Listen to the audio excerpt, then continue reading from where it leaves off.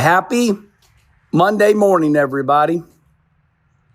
It's tolerable outside. We've got cloudy skies, supposed to rain today. Still a little humid, but boy, way better than it has been. Okay, everybody. Deep breath. So I am going to address a subject that is sad for me, and I know it's sad for all of you. The movie / documentary, Earnhardt. To my surprise, yesterday, which was Sunday, I had somebody on X, the social media site, they said, "Kenny, have you watched Earnhardt?" And I was at lunch. I was eating. And where did I eat yesterday? Hell, I don't know. I forgot. Oh, McAllister's Deli. I had that McAllister's Club with a fruit cup. Half sweet, half unsweet tea. And I'm scrolling, and somebody asked me a really nice question. They said, "Kenny, have you watched the Earnhardt documentary?" And I simply responded, I said, "No, I know what happened. It's too emotional for me. I don't want to hurt my heart again. However, I hope the young kids will watch it." So I kind of let it go. And I woke up this morning and got on my phone and had my banana, had my whole wheat toast, made my coffee. And 85,000 views on me saying that. So I said, well, that's what Coffee with Kenny's going to be about. It's going to be about the man himself and his son and his daughter. So, I've talked about Earnhardt before, and everybody knows everything that happened. I can't help the way it went down. First thing I want to do is I want to apologize to all of you that are mad at me that I drove Dale Earnhardt Sr.'s number 8 GM Goodwrench Chevrolet. When I say I want to apologize to you, I know there's some people, they're also mad at me for running second to Earnhardt, and Earnhardt, Dale Sr., getting on national TV, and they said, Dale Sr., how did you win this race? And Dale Sr. said, "Kenny Wallace," and he said my name 7 times. I apologize. I'm sorry. I really am. I apologize that I drove Dale Earnhardt Sr.'s car. What year was that?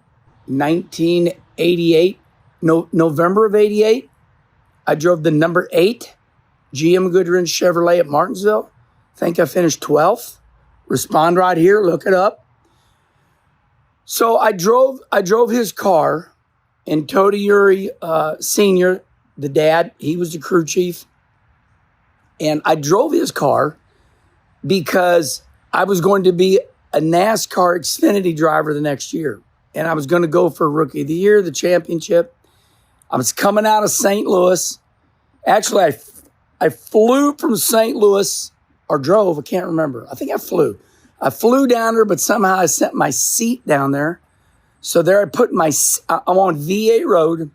I went to old Ralph's garage, Martha and Ralph's house. I went there. You talk about a time warp of a shop. There was all these steering wheels and all these parts and pieces hanging up above, in the rafters of the shop right there in Mooresville, North Carolina on V8 Road, Martha's house. So the house was here and the shop is right outside. So I show up there and I put the seat in with Tony Uri. Really kind of like just a house garage, but a detached house garage. So we go practice at Martinsville and everything goes real good. It was a Ronnie Hopkins car and had different trailing arms on underneath of it. I remember making a qualifying run, almost spinning out, but I saved it. Tony Uri was impressed, the dad. Tony Eury Sr. is like, damn, Wallace, you got control. Those are things I remember. So I make it through the race at Martinsville, and NASCAR says, okay, we approve you to go to Daytona. Just go down there and practice. So because of Dale Sr. and spending time there at the shop, and then I raced at Dale Sr., in the ASA race. Dale Sr. had an ASA car, and he came to the Minnesota State Fair. And the highlight there was Earnhardt was coming through the field. He didn't qualify real good, which was pretty common. Earnhardt could never qualify real good. Although he was the greatest of all time, Earnhardt, you had to put a rabbit in front of him sometimes. Now, he had his poles, no doubt. But somehow Earnhardt was coming through the field, that ASA race, and he popped me in the ass, and I was on elbows, and I saved it. He went by, and I'm like, oh, and I forgot about it. So after the race up there at the ASA race in Minnesota State Fair, St. Paul, Minnesota, we're drinking beer after the race, and Earnhardt goes, Herman, you did good today. I said, no, I didn't. I ran like 12th. He said, no. He says, I popped you in the ass. You had two choices, either to spin out or save it, and you saved it. And he liked me because of that. So at this point, I'm not even in Charlotte yet. I'm not even out of St. Louis yet, and I've already drove Dale Sr.'s number 8 GM Goodwrench Chevrolet. I've already raced him up at the ASA race, in St. Paul, Minnesota, 1988. And now I make my way down there. Now I get down there because NASCAR approved me. So like the Beverly Hillbillies, man, Rusty said, okay, Herman, you bring your ASA hauler. We're going to use it. So I had a newspaper delivery truck and a Dillon trailer. We took it down there. Of course, we had I think we used one of Raymond Beadle's trailers, one of those Blue Max trailers or whatever they called it. So we started with my, there'll be pictures out there. So do you understand what I'm saying? I wanted to paint this picture. I knew a lot about Dale Sr. before I even got to Charlotte to start my Xfinity career in 1989. I won Loudon in 1991, and I get a phone call. Of course, no cell phones back then. I get Herman, what are you doing? I said, oh, bring your team up here. We're going to celebrate your win from Loudon. We did it after work. We got in one of those vans. He had a brand new van with the paperwork still on it. And he would kill deers for hunting, but those deers on his property, those were his pets. That's a whole nother story about Neil Bonnet. Are you following this? So Dale Sr. was good to me, but there, like a dad, I'll never forget practicing at Daytona, and I'm drafting with him, and I took him 3 wide getting into 1.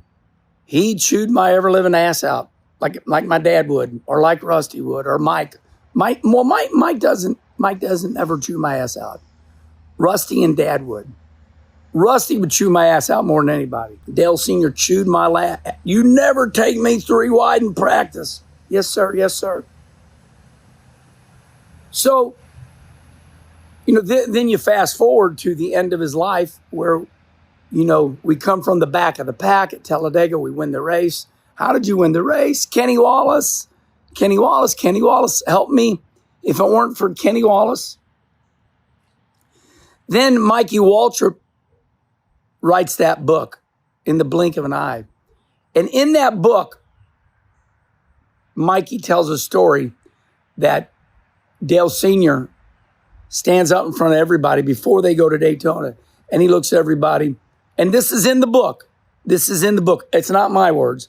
Dale Sr. stands up and says, you all need to be like Kenny Wallace was to me at Talladega.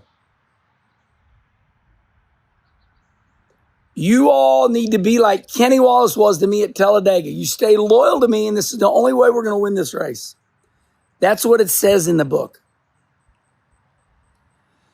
So when we lost, well, then one more. There's a lot more, but I'll just tell you one more. We go to Rockingham, and after Talladega, and we're doing a pit stop contest. And he says to me, Senior says, Herman, let me talk to you. I said, okay. He says, the next time you get behind me, this was about Talladega.